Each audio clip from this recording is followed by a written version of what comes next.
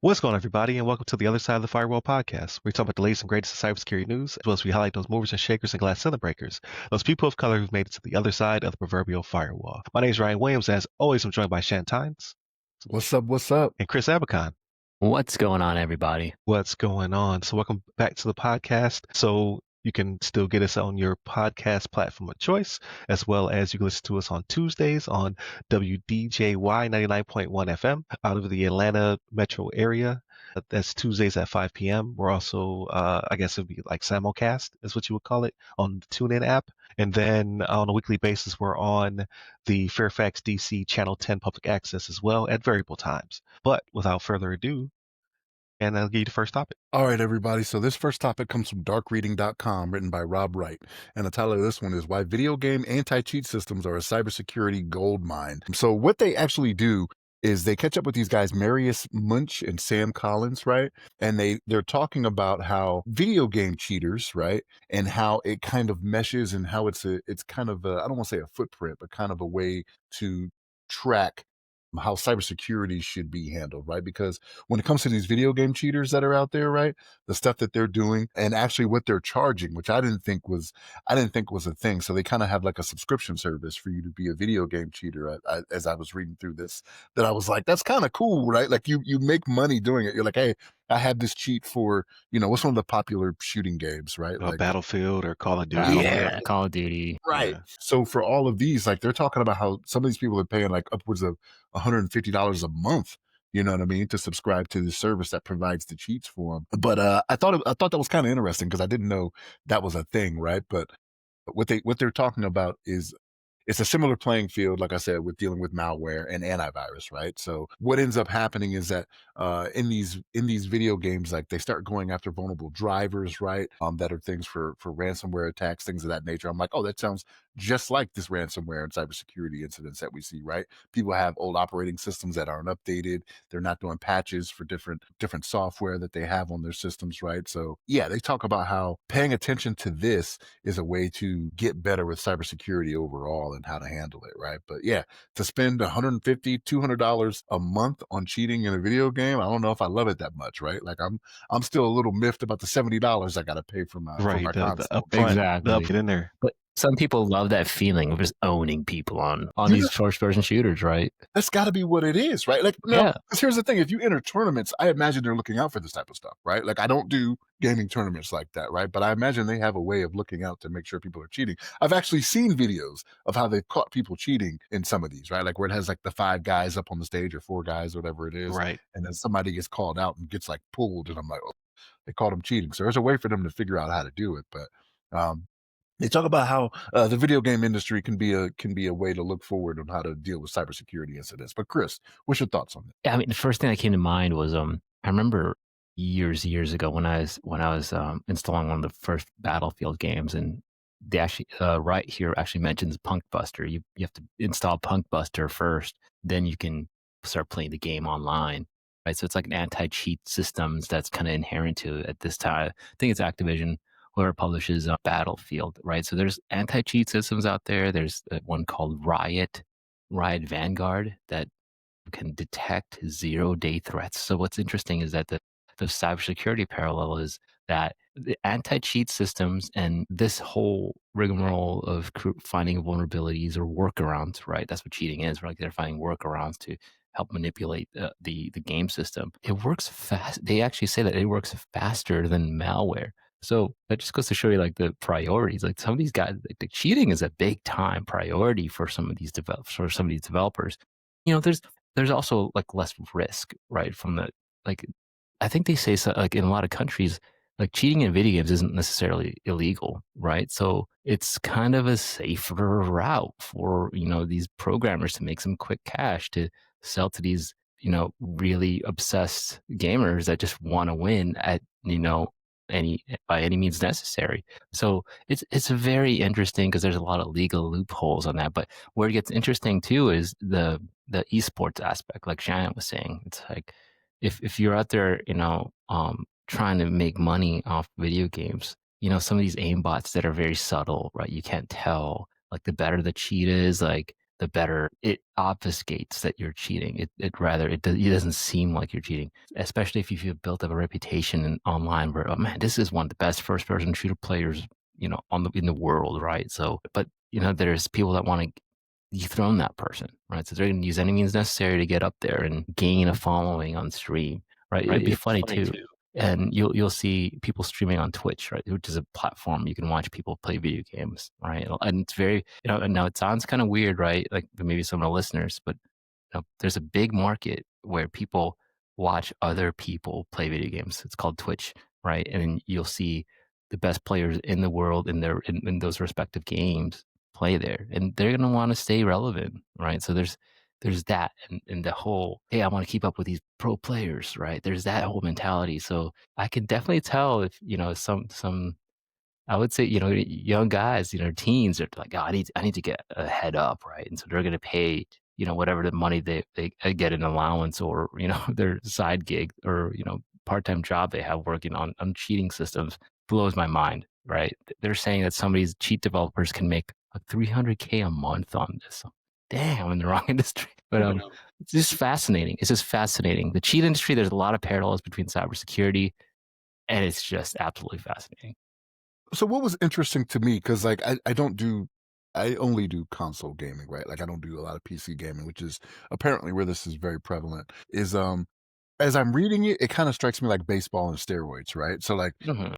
when it comes to steroids in baseball, it's to help the ball go a little farther. It doesn't help your hand-eye coordination. So they mentioned in the article, these people are still very good at aiming and figuring things out, but it's that unfair advantage of having it can detect somebody around a corner, right? Mhm. Like that you don't know is there. It's going to come out on you. So if you're waiting for them and you're already pretty good at just doing that little click, right, or doing that little movement, it's just that slight edge that you may need to be, going from 10th in the world to third in the world or whatever it may be, Right. right? So it was very interesting because I thought it was just like it takes control of the controller and you just sit there and watch it or some stuff like that. Like I don't know what they're doing on these, but yeah, that definitely was not the case. Reading the article. Right. Absolutely. And like you said, it's big money on the development side. So like part of the article was discussing like you can make upwards of 300,000 a month, but also you can bet on the team. Like if it's I guess to a certain extent, if it's a tournament or something like that, you can hedge your bets on the team that you gave the software to,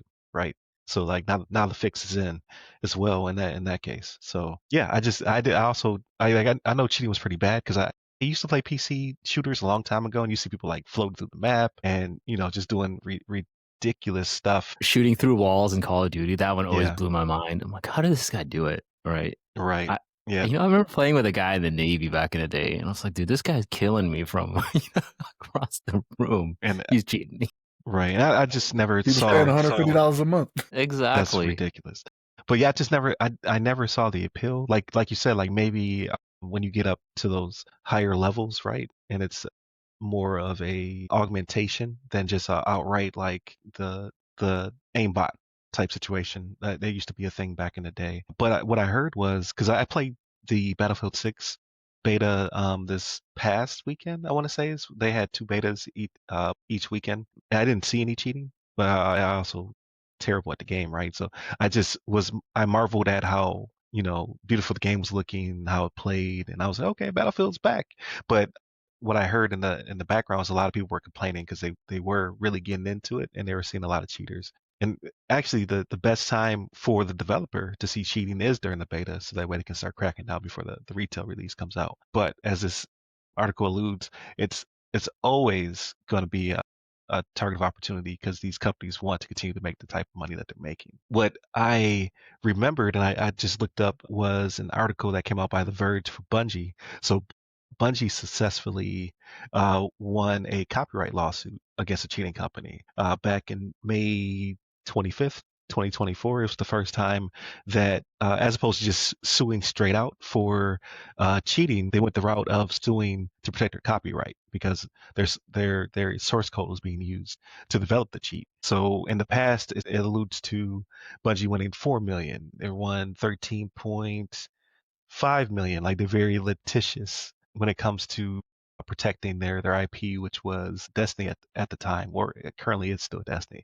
I think it's still running. But most recently was that jury decided to award them $63,210 for this copyright lawsuit, which now sets a precedent for other developers to sue based on copyright. So some traction is being made, right? But you're still gonna have people like if I can make 300,000 a month, I'm gonna continue to try to chase that money for as long as possible. So some of these people, because I was like, how are you suing a cheater for 13.5 million? I was like, cheater, these people don't have that type of money. But now I see that the two merge, right? These companies that are making like upwards of 300K a month have that type of money to give back to the developer.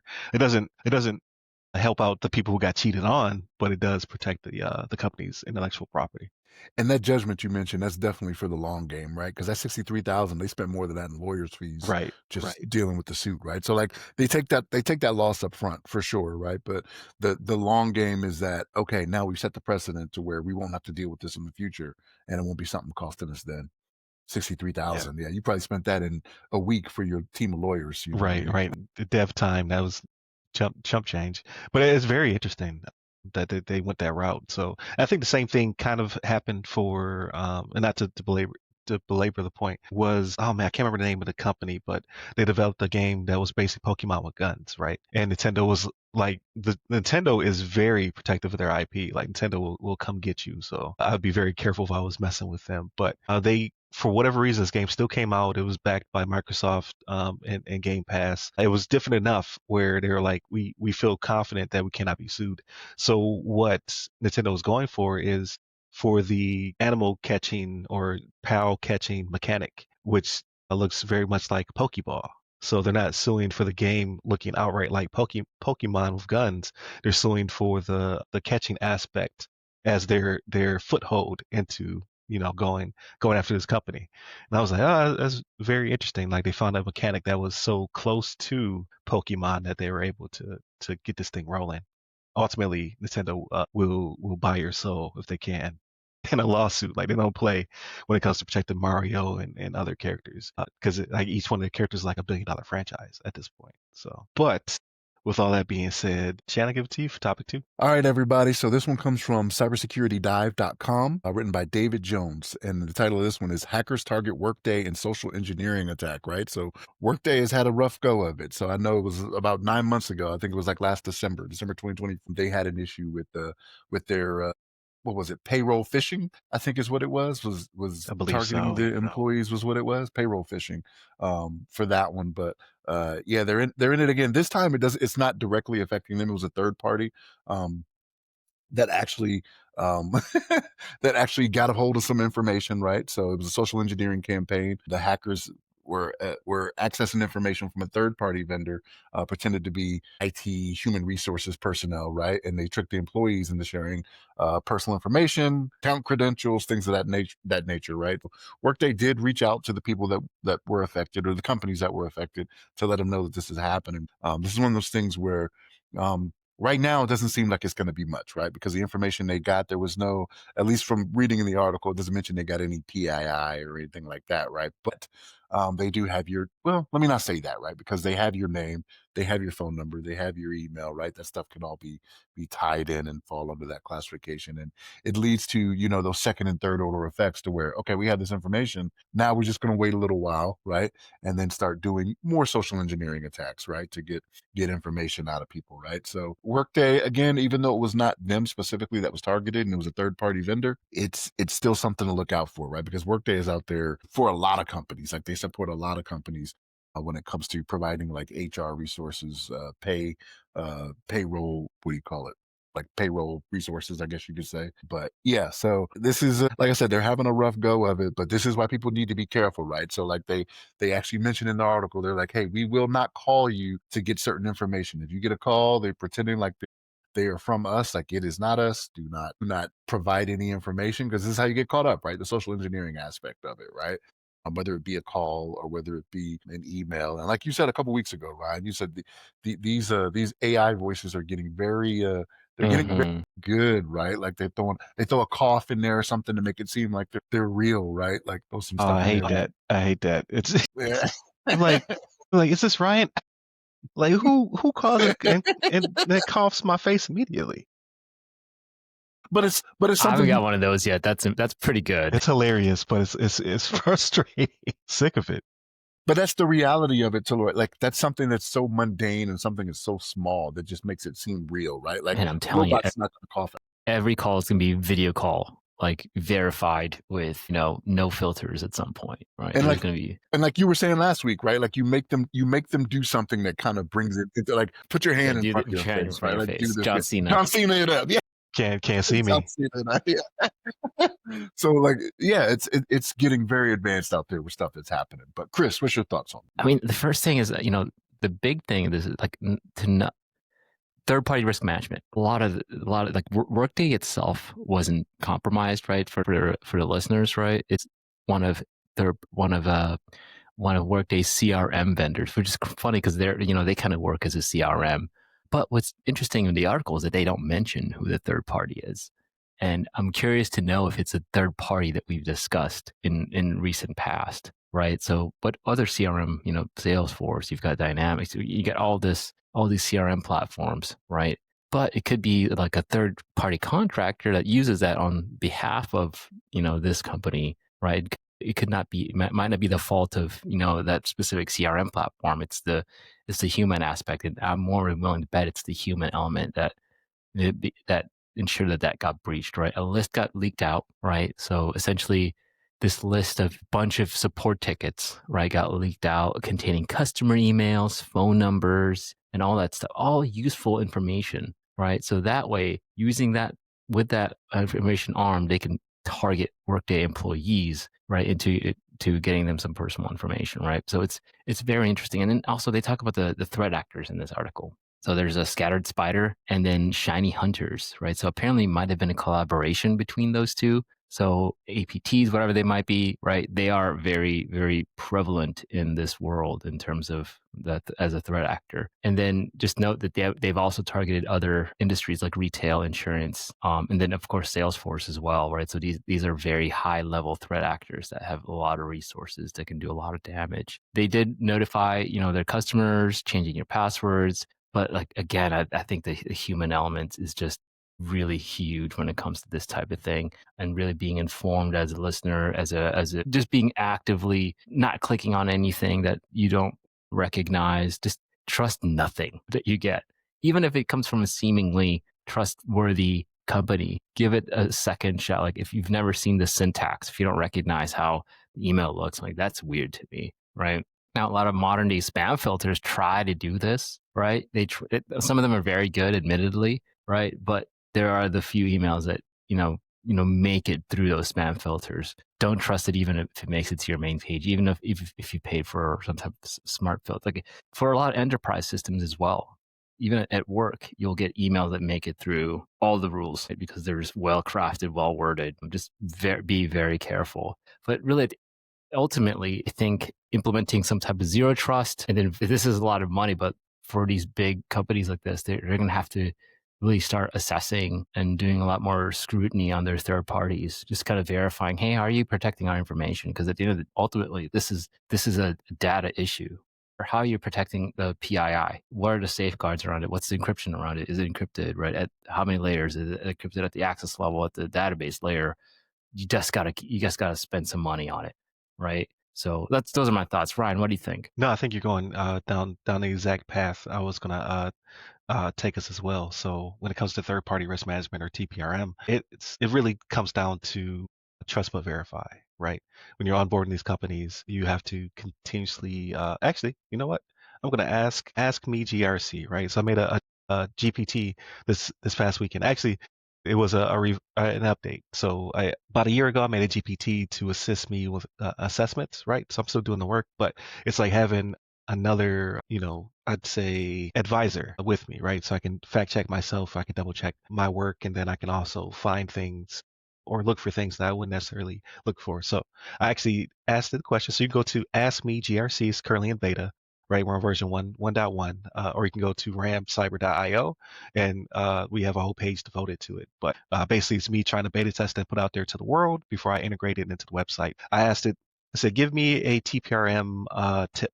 And it came back and said, always start with due diligence and don't stop there, right? And then it aligns it to a few different controls for NIST SP 800-53. But it says before onboarding any vendor, assess their security posture using questionnaires, external scans, and evidence of controls like their SOC 2, ISO 27001, or other assessments. But effective third-party risk management, TPRM, also includes ongoing monitoring, not just one-time check. So I think that's the key there, right? At some point they did onboard this third party, but were they continuously monitoring? Or were they going back and checking like, hey, when's the last time that you, for whatever the purposes are, let's say that they, in this case, probably because it has CRM, it wouldn't need this, but let's say that they were a third party that took payments for you or something like that. Say, okay, when was your last PCI DSS assessment? When is your next one coming up? How did you score? Show me your report. Things of that nature, right? Like, I know sometimes depending on how large your company is, like I've worked for smaller companies, and it's kind of hard to get information from a larger entity, like a $1 trillion company might be like, hey, it's posted on our page. You get what you get. When you get it, you need us. We don't need you. But in the reverse, right, if you're a small to mid-sized company working with another small to mid-size, you have to fact check them. You have to ask these questions. Or if you are the $1 trillion company and you're working with a third party, you demand that they provide this information to you, or I'll go find another vendor, right? Because it's not worth the risk, because anytime that you're sharing information or you're giving them resources, so on and so forth, right? We always talk about zero trust and least privilege, like, and all of that still continuous monitoring weighs heavy. Like you need to be on the neck, basically, making sure that they're doing what they need to do because they're another surface of exposure. So I like third party risk management. Like I think it comes down to just having a really good process, right? Because you'll have your technology owners, you'll have your risk planners. It's about getting them all together and making sure that they're verifying these third party entities on your behalf. But that's pretty That's much what all I you have. that's what you want, but like we've seen it to where they're not doing as good a job as we would like for them to do, Right. right? Like even with some of these trillion-dollar companies, right? Stuff happens. We get it, and we say it all the time. There's no 100% solution, right? Unless it's abstinence, right? You're just off the grid anyway, and then you're going to get accused of being a Unabomber at that point, right? Like you don't want that either, right? You don't want to be Ted Kaczynski or whatever that guy's name was. Mhm. Yeah. So like it you want them to do better, but sometimes it's one of those things where it's like they're going to weigh the risk, right? Like, what is it really going to cost me if I don't and I do get exposed? Like, can this $4 trillion company pay the fine of 100 million? Yeah, they can. You know what I mean? Like, that's the Look at risk. Facebook. They're just like privacy, Yeah, whatever. Let's go. Let's pay that $1 billion payout. 100%. Right? Like, we got it. You know what I mean? It'd be like Zuckerberg will be like Simi in Coming to America. Don't take my pocket money. You know Yeah. what I mean? So yeah. Yeah. But yeah, it's very interesting. And I got to plug the app. So go to ramcyber.io to go check it out, or go to it's built on top of ChatGPT, so you can go to OpenAI as well, and then just look us up in the GPT marketplace. It's called Ask Me GRC, and it'll have the RAM moniker for its logo. But back to you, Shannon, for the third topic. All right, everybody. This one comes from executivegov.com, written by Kristen Smith. The title of this one is NIST Releases Draft Guide to Help Organizations Address Emerging Cybersecurity Risks. So I got to be honest, when I read this, I thought I was going to see uh, what I considered to be some new stuff. It was not for me, right? Like as I start reading into it and I start looking at what it's telling people to do, I'm like, wait a minute, this is stuff you should be doing anyway, right? You should automatically already be doing your risk management stuff, right? Your business impact analysis, things of that nature, right? Using CSF 2.0, it tells you to do some of these things, right? Looking out for emerging risks and things of that nature. So I don't know if it's just a retelling, like in a different format of things you should be doing, right? Your business impact assessment, right? You should be doing that already. Risk register, you should be doing that already. Risk detail records, should be doing that already, right? So I don't know. Yes, it's a good thing to put out there for the masses, but if they weren't doing it before, how is this going to change how they're going to do it now, right? Because they have the graphs and everything, right? They're like, oh, incident response, lessons learned, right? Like lessons learned from this. You're in the DoD, what do we call it? After action reports, right? That's what we did in DoD, right? Whenever stuff would come up, right? Same type of thing, right? Different preparations you have, but it's like the incident response lifecycle model is shown in here, and I'm like, this is what you should be doing already, but maybe putting it in this format and addressing it differently, right, will make people handle it a different way. It wasn't really like defining emerging risks. Yeah, you should always be doing that, right? preparing through resilience and governance. Yeah, that's the purpose of all of this, right? The CSF, that's kind of what it's there for, right? Organizing management of risk, public feedback being sought for this type of thing. I'm like, I don't know, man. Like, it was not anything groundbreaking to me. Maybe I just didn't look deep enough, but like I did look, like I'm looking at what they are putting out there as saying, hey, these are the things you should do. And I'm like, this is old hat to me, right? And again, maybe because we're in DOD, we've talked about this, fellas, right? Like because we're in DOD, like the stuff that they're laying out in here, like, yeah, we've been doing Yeah, this, that's right? This is exactly what I what was we going to do, say. We you we've know? been spoiled. Yeah. So, but Chris, what's your thoughts on it? So I think this is really cool from NIST to do this from the perspective of a quick start guide, right? So if you read the actual NIST CSF language, and if you go down the rabbit hole of CSF, NIST 800-171, 853, you'll find that a lot of that language is really tailored to people like us. We're governance risk compliance professionals, cybersecurity professionals, right? But when it comes to translating that language to a 5, 10, 20 person shop that works in manufacturing and has an outsourced IT function, right? And all they care about is creating, let's just say, a wood product or some type of gear for a defense firm or a government organization, right? They're not going to think about, like, they're going to think about like operational risks, right, from the perspective of what we do as an organization. But like, remember, like a lot of this stuff here is essentially, I would call it like reading through this draft and then the recommended actions section. It's a lot more friendly from a. It doesn't read too much like an IT or cybersecurity governance or like a legal document. Because if you actually open up like in this 853 and read through the controls and you read through the discussions, it's what do they call it? It's not, it's exhaustive. It's not prescriptive. Yeah. It's not in layman's terms, right? A lot of it could be perceived as abstract. And this kind of simplifies it, which I really appreciate. So NIST has a lot of quick start guides that they've published alongside the CSF already, right? If you go to the NIST website in the CSF section, they have quick start guides for small businesses, right? To include implementing various functions and categories of the CSF, right? And this one specifically tries to get a user or a organization to really understand like a risk-based thinking strategy, right? Because it ultimately, when you're a C-suite or senior leaders, yet even a small organization, all of your decisions that are executed, denied, whatever, it's all based on risk, right? If I purchase a specific software piece or capability through an external service provider, what are the risks involved, right? If you're a risk-based thinker, you're thinking, well, I'm going to give them my data, I'm going to give them my information. Well, they're going to have our customers' information. How are they protecting that?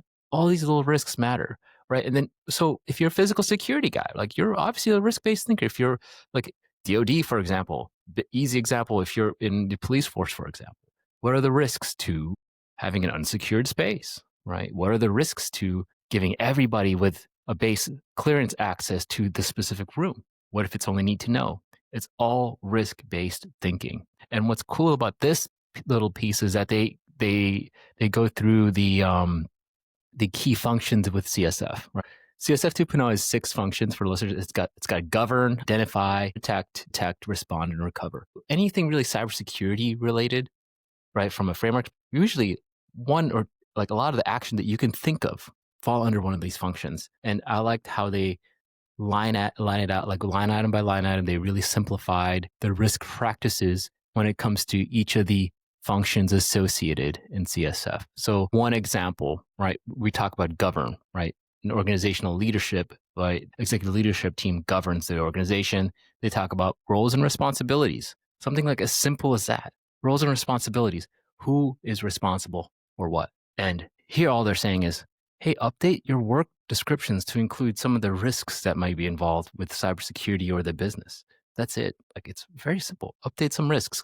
If you look at a job description, they're not going to have any risks outlined. Or if you read the paper when you get hired, right? Most of the time, you're not going to see, hey, what are the risks involved when it comes to cybersecurity in a specific role, right? Very simple stuff, but again, it's very powerful from the perspective of that it can protect the organization, right? It's a lot of those things. I get what you're saying as I'm reading, because I look at this, right? Like I'm looking at the thing you were talking about, right? And as I look in the far right column, right? They label, what do they label this far right column? The discussion section. Right? When you look at the discussion and what it's talking about, right? So just to read one, bolster the organization's response posture by focusing on preparatory methods like incident response and disaster recovery planning and exercises. Disaster recovery is something you have to do, right? Like that is something that is laid out for you that you should be doing already, right? But you're saying you have to do it. Like, no, you don't. You don't have to do any of this stuff if you're in a business that's trying to sell, if you're an You're Etsy right. provider. You're right. right. You 100% correct. Maybe I say have to because I have to. And it is Yeah, like, we had to do, we had to do, do we it. had to run tabletop exercises in the military. We had to do these exercises because, hey, big boss, Colonel Captain says you're going to do it or you're going to Article 15, right? Whatever. Right. So You're that's, right. that's kind of where my mindset is. Like, a small business doesn't have to implement. They're going to look at, what's a sim? What is that? Right. Why do we need that? We make cutting boards for people. What's a sim for? But then it's like, you might need a sim because you have a laptop here or two of, that works in HR and sales or billing that has customer data.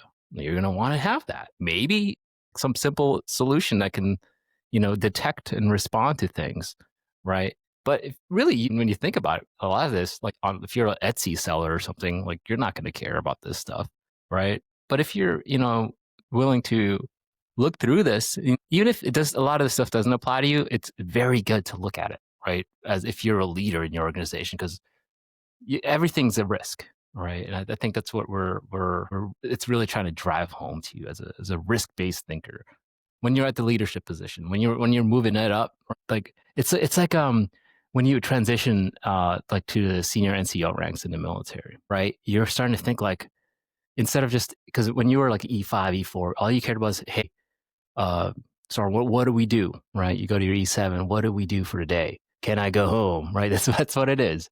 That's it. Very simple. It's great. Like being E5, best rank in the military, right? But the more senior you get, E6, E7, E8, it's like, hey, what's the risk of sending this guy TAD, TDY somewhere? We're going to be out one person for the shops. The rest of the shop has to take up, the duties, right? So it's, the higher you get, the more risk based you have to get, because risk is, what's the risk of losing personnel to a specific TAD, right? More work, right? Work doesn't get done. What's the risk to you? Wait, major yells at you, right? So you never know. So that's kind of the mindset maybe from the military listeners in here, right? The higher you go, the more risk you have to think. Yeah, and I think it comes down to the we did and did not know it at the same time that the Department of Defense maturity of the way that we do cyber is far none higher than the majority of organizations, and you Yeah. you kind of you growing up in that, right? Like some people come in and they have that exposure before they get in, right? They work for a company and then they come and work for the Department of Defense. A lot of us were kind of like we grew up in the Department of Defense, and then when I transitioned, you see, like at scale, a lot of these companies just not thinking about it. So they have to keep being reminded about it. They have to keep getting touching the fire to figure out if it's hot or not. And not to disparage them, but they focus on the G and the C, right? They focus on governance and compliance. I want to make sure that I have, not that I'm necessarily secure, but that I have checked these boxes so a regulator can't hammer me. If God forbid something were to happen, I can show my due diligence and I can cash in on the assurance, or I can avoid the not fine. incur a fine. Yeah. That's what they're really looking at. Like I like that they're starting to kind of beat the drum on risk a little bit more. Like 2 weeks ago, I had on Angela Diaz. She's a risk officer, right? Just to discuss it. It's fascinating. Like, I work with a lot of risk people, but to see the perspective of a risk officer, she's been doing it for over a decade. Her mindset's a little bit different, right? Like I come from again, Department of Defense. I did a lot of the technical work. I did a lot of the patching. I did a lot of the QA, standing eval, and wing IG perspective, right? But we didn't necessarily have risk officers, like people who look at. We all looked at current risks. We all looked at, we looked like maybe 5 feet in front of us at upcoming risks. But these people are looking at emerging risks, right? And then their job is kind of like, how do we steer the ship to avoid things that may come in the future? It's kind of like what we do on the podcast, where we look at all these topics, and then when you go to work and you talk to people about it, and they're like, "What are you talking about?" Like, because they're concerned about the here and now, right? Like, how do I uh, keep this ship going, right? How do I keep the lights on? They're not necessarily thinking of the 5, the 10, the 15-meter target in front of them, and that's kind of what risk is all about. It's about looking at what's emerging. So I like that aspect of it. That kind of got me excited, especially being in the quick start guide, which once it's finalized, I'll probably integrate it into Ask Me GRC as a crosswalk, right? Because I think it'll be a really good bridge between multiple frameworks. So I think it's cool. I like to see NIST doing, these type of things when it comes to AI governance, when it comes to, in this case, quick start for organizations for cyber risk, like that continuously leaning forward. So Risk is so nuanced, right? Kind of talking about that. yeah, Like, I think emerging risk is a really, really important topic because there's risks that you know that exist, and then there's unknown risks that you don't know, right? Like, and that's the scary part. Like, what can you forecast, right, as an organization? Like, let's give, for example, manpower, right? Let's say your organization that's traditionally hired from a specific college. You have like a pipeline with X university, like you hire some interns, something as simple as like, what if nobody wants to do this job anymore? Right? We're like, oh, for example, I think accounting is one of those jobs that a lot of like Gen Z, there's not a lot of accounting majors, right? And CPAs, certified public accountants. So that's a risk, right? Our workforce is becoming, it's less. You think about little things like that. It's like, oh, also, and then there's also the aspect of, hey, is AI going to replace this work? Is our business at risk because of AI? What are things that can be automated? And then from the personal perspective, it's like, is my role at risk? Is my role at risk because, hey, can I be replaced? So for the listeners here, right, risk is everywhere. Really, when you list it out like this, it's kind of nice. It really puts it into perspective. yeah, you definitely have to continue to look for the future when it comes to not only threats but opportunities. So I saw an article not too long ago. I can't remember the name of the CEO for Intel, but I believe it's a he. He stated like it's too late. We can't catch up. Like when it comes to the AI race, like Intel is woefully behind. We didn't take that gamble. We didn't look ahead, and we're basically cooked. This is what he said. Lip Bhutan. I just Yeah, Googled him. in corporate terms, he was like, "Hey, we're cooked. Like there's nothing we can do about this because everybody else leaned so heavy from the onset, right? So like Mhm. he didn't have somebody sitting there saying like, let's take this gamble, let's put our money where our mouth is. And now Nvidia was already eating their lunch, but they've far exceeded them in every aspect. They are the number one vendor ever in all terms, but it's because they took that gamble and they leaned into it heavy. So I do like to bring it up. Not just at work because I like the current organization I work for is very much one of those large entities that thinks about these type of things. But when I was in the military, like when sunburst happened, I came to work. I was like, everybody's gonna know about this. Start talking to people. They're like, what are you talking about? The what is what? And it took weeks before it came down the pipe. But it's just some people, they do their day-to-day job. They don't want to necessarily look too far ahead. They're just like, hey, I do what I do, and when somebody tells me to do something different, I do something different. Then you have other people, beating the drum like, hey, this is coming down the pipe. We should probably prepare for this. And sometimes it falls on deaf ears. But without further ado, Shannon, how was your week? There, and I get Amazon does it too, right? There's a lot of buying and renting of movies and shows on there to where I thought it would be different. I thought it would be more of, okay, you're paying for the service, you're going to stream a lot of this and Right. watch it for free. I don't even look down there. I look at just straight like what is Apple producing? Yeah, And that's it. that's Yeah. that's what it seems like is the only free stuff. There's also not a lot of stuff. Like, I would say Apple doesn't have a lot of content, doesn't like barf out content like Netflix and Amazon does, right? I would say that their shows are more deliberate, I would say, in my opinion. That may be true. That may be true. And again, like this is just yesterday I did it, right? So I was like, all right, let me go ahead and take this leap. Because I was talking to Ryan about this and I was like, look, so my wife and I went and saw F1 the movie several weeks back, right? And it was coming to Apple TV, right? So I thought it was going to come because it's an Apple film, right? So like because it's an Apple film, I was like, if I get Apple TV, I'll be able to watch it for free and it's good. But no, it's not the case. Like it's on Apple TV, but you still have to buy it or rent it. And I'm like, wait a minute, aren't you the Yeah. distribution and the production of this movie? They're like, yeah, you can see it as soon as we get as much money out of it as possible. Yeah, it's Disney does the same crazy. thing though. Like if you go to the Disney app, like Thunderbolts is on there, but you got to rent or buy it. Really? It's not ready yet for streaming. What? And Okay, then I think Wicked for was it Universal, Paramount? It's Paramount. that might be Paramount. Yeah. Same thing. Wicked dropped on the app, but it was for rent or buy first. Because they're like, no, this is too good. But you can get what is it like Head of State or whatever on Prime or War of the Worlds. They're like, you can have that. It's fine. But again, so this is why I'm kind of confused, right? Because when Amazon did Accountant 2, the wife and I went and saw it in the movie theater, and it was a week or two later, it was on Prime, but it was free. Because it wasn't, because remember, Amazon bought MGM. It was an Amazon MGM production. So I figured everybody would do that with their own property, but they're like, nah, that's not the case here. Yeah, I Nah, think Playboy. there's a person. There's a bean counter sitting there with an abacus. Like, not this one. Not this one. This one's it's got to simmer for a little bit before we flip the Younger switch. our younger listeners don't know what an abacus is. Like, So I saw one in my niece's daycare. get out of here. Yeah, like it's the like if I'm thinking of the It's same a big thing, one, right? You can like yeah, and you can like slide the yeah. things over. Yeah, they have an abacus to teach them how to count. Wow. Okay. All right. It's still a Yeah, I stand thing. corrected then. Maybe I stand corrected. But yeah, so took the plunge. So I'll go through it some more and see what they have on there that's free actually. Some of the TV shows look pretty good. Like I've always heard about Ted Lasso. Ted Lasso, you'll love it. It's so funny. It's so good. You'll love it. That's one of my favorite shows, man. I'm telling you, Ted Lasso is a great. It's uplifting. I love it. I wanna watch it because I've seen some scenes, you know what I mean? Yeah. And it makes me laugh. So I'm like, all It's right, got I a gotta lot check of it out. great sports. It's just funny. Yeah. It's so good. And then the other one was the morning show with Jennifer Aniston and Reese Witherspoon. I was like, that Pretty looks good. Yeah. Yeah, I heard that one's pretty good. I would say Severance, but that's definitely not for you. I've Yeah. seen the trailer and I'm like, this ain't for me. I don't know, man.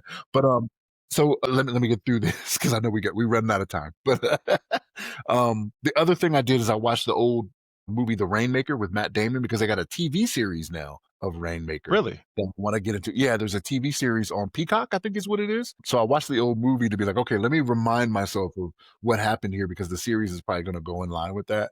So I can start watching that. I think they only have like 2 episodes out or something like that. But Okay. the series looks pretty good. But that's pretty much it for me. Nothing much other than that. What about you, Chris?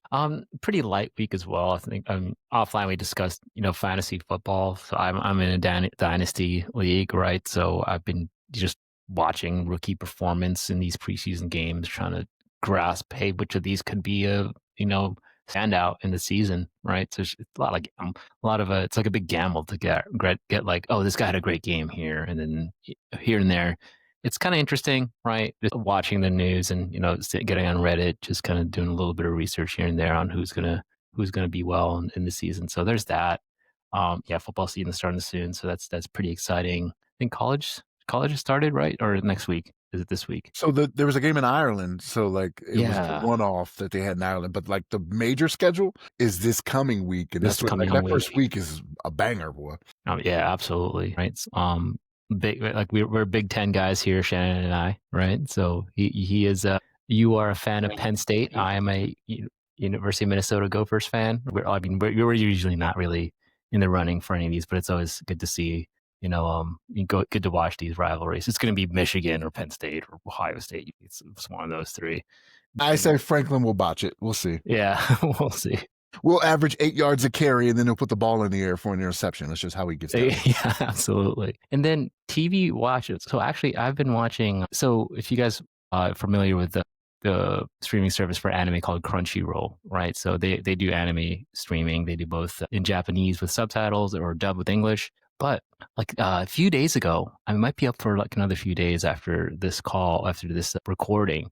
But Crunchyroll on their YouTube channel actually put out every episode of Demon Slayer for free, like in 3 videos. You can as of this recording, I think you could still watch it.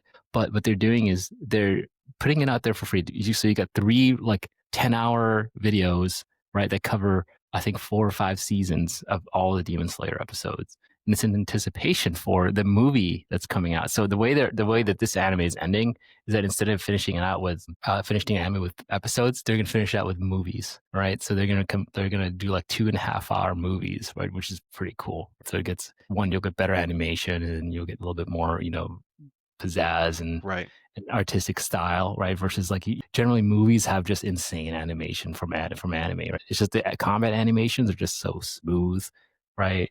Right for that, so it's gonna be cool. But during the movie, it's the Infinity Castle movie for Demon Slayer. It's like one of the last arcs. So there's 2 arcs left, right? So they're really compressing these like last sequences. It's like the big battles, right? No spoilers, big battle, but they're starting the big battles with the last bad guys, right? So I think Shannon would like Demon Slayer. A lot of violence. It is pretty violent. Yeah. It is pretty violent, and the animation is pretty good, and the fight scenes are pretty impressive.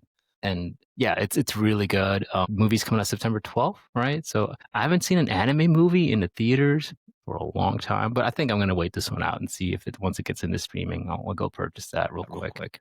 And Crunchyroll is its own streaming service, right? Weren't they under Yes. HBO Max at one point, and then they broke off to do their own? I think they're partnered with HBO Max. I'm not sure if they're under it. I think right? they're owned by Sony now. I think Sony bought Yeah. Crunchyroll. But also, I think they merged with Funimation, right? So if you guys, Yeah. for all the millennials and older here, Funimation was Dragon Ball Z and Yu Yu Hakusho and all the excellent stuff from the 90s, right? So they finally merged, right? So they've got past, like, I want to say a few years ago, Funimation was like the English dub, and Crunchyroll was mostly just sub.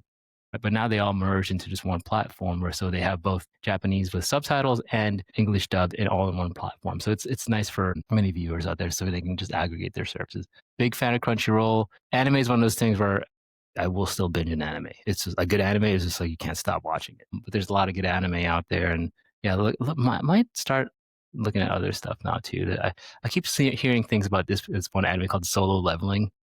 That's real A lot good. of people. Yeah. I watched haven't it. seen. Yeah. I haven't seen it yet, but I'm hearing a lot of good things about Solo Leveling. Right, there's a bunch of stuff out there that's brand new. So I'm a big One Piece guy. I've been reading One Piece for like 20 years. Actually, it's insane. So it's near the tail end, I would say. Finally, maybe it's in the tail end of the story. So I think it's got like It's 5 years, I think, left. It's infinite. It'll never stop. Yeah, it's got like 5 years, I think, left in the manga. So anyway, that's been my week. How about yourself, Ryan? So I've been watching Alien Earth. So big fan of it. Like, I'm a big fan of Alien in general. So Alien and Aliens are the best of the franchise, in my opinion. And this one is a prequel series, and they got it down. The vibe is perfect with retro future. The tone is very much correct, and then it has slight differences, right? Like every now and then, something funny will happen. It's just from their perspective, right? There's obviously there's humans, and then there's the xenomorphs, the aliens, but they found there's other stuff in there too now, which is really cool.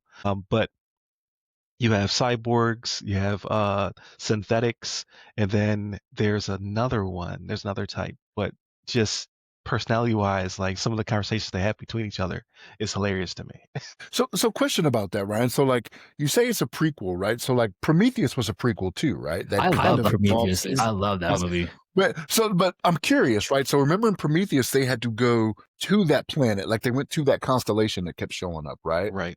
So is it before that or is it after that? Because that was like it was like the 2090s, I think, or something like I that. think it's after that. So because I don't want to spoil anything, it's a research vessel that's been sent out and it's been gone for 65 years, right? So they're doing the cryo sleep thing to get back and what have you, and they're coming back from a moon or something like that that had other organisms on it, and they're bringing it back to Earth. And you can, from the trailer shows it, but they crash on Earth.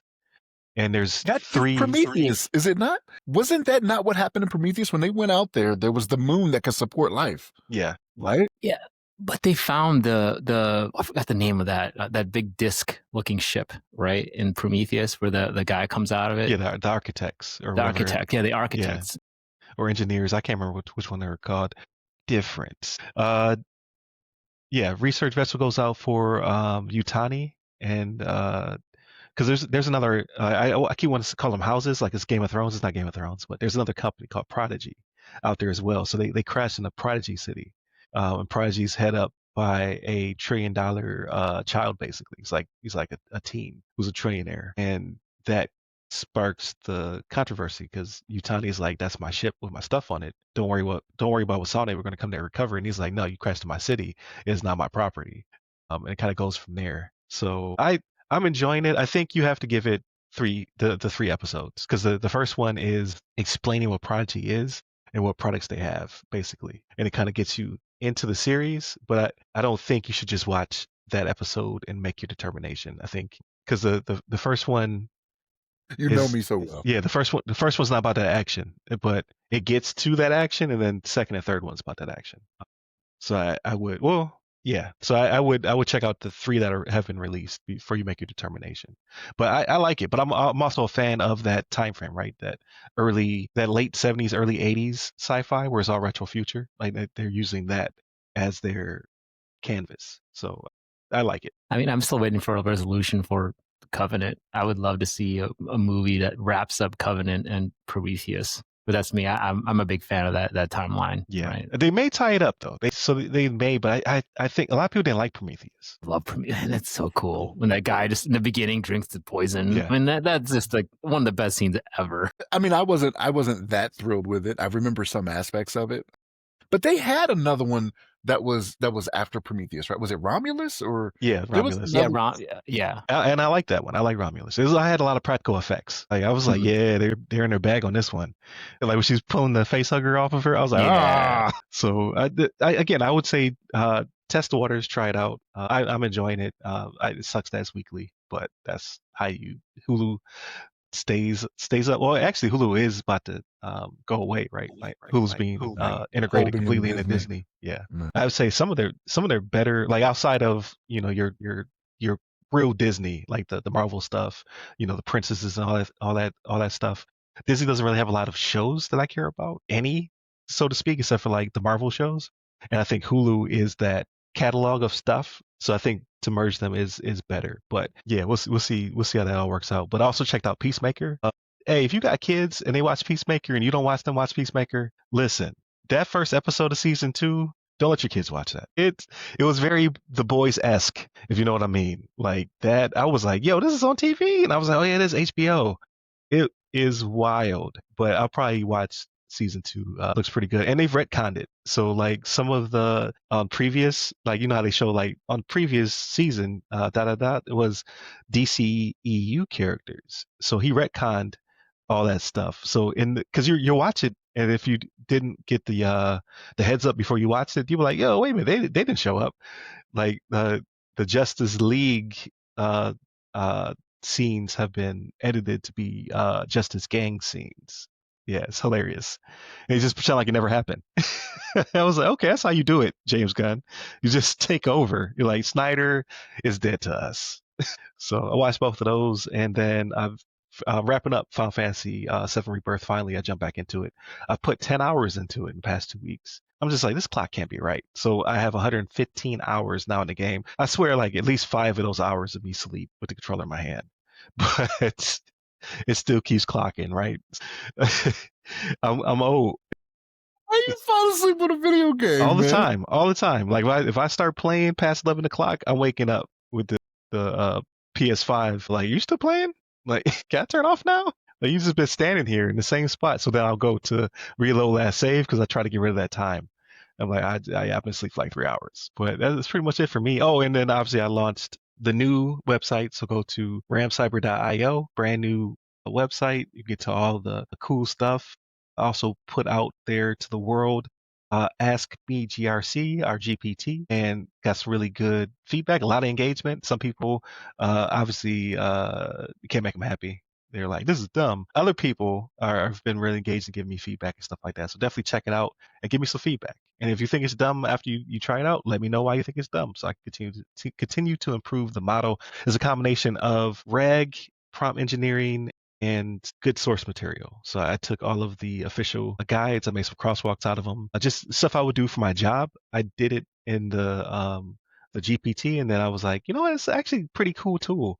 So then I added some more source material so it can give career advice, toss you the episodes of the podcast, as well as what I'm trying to do in the future is get it past the tier 1, tier 2 answering questions to more tailored offerings from Ram Cyber, saying, hey, you know, it's good we had this conversation, but you're getting to a point where I can no longer give you specific advice, and here are some offerings that maybe Ram can help you out with. So that's the goal. But as of right now, I think it's pretty cool tool. Make sure you fact check all GPTs, right? You can even make a fact check yourself. So I'm working on that as well, so it's a little bit more accurate because you don't want it to hallucinate and give you bad advice. Work in progress is in beta. Check it out. And then obviously, last but not least, check out the book, The Other Side of the Firewall. You can go to theothersideofthefirewall.com to pick that up. It's integrated into the site as well. So one-stop shop, go to ramcyber.io. And then continue to check us out on your podcast platform of choice, as well as WDJY 99.1 FM out of Atlanta metro area, and channel 10 public access in DC Fairfax. Find me at RyRy Security Guy. That's RYRY Security Guy. You can find me on LinkedIn where I'm most active, but pretty much everywhere. And where can they find you, Chris? You can find me on LinkedIn under my name, Chris Abacon, last name spelled A-Bacon. There it is. Stay safe. Stay secure.